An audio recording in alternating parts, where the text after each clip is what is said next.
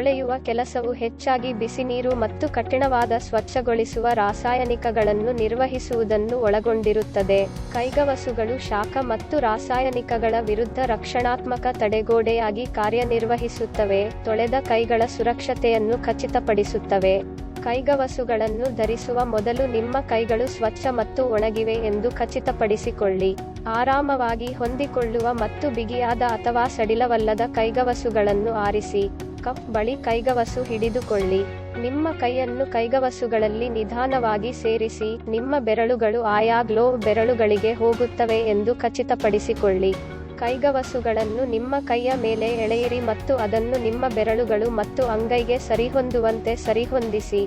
ಕೈಗವಸುಗಳನ್ನು ಧರಿಸಿದ ನಂತರ, ಕೈಗವಸುಗಳಿಗೆ ಸರಿಯಾಗಿ ಹೊಂದಿಕೊಳ್ಳುವಂತೆ ಎಲ್ಲಾ ಸುಕ್ಕುಗಳು ಮತ್ತು ಮಡಿಕೆಗಳನ್ನು ಸರಿಪಡಿಸಿ.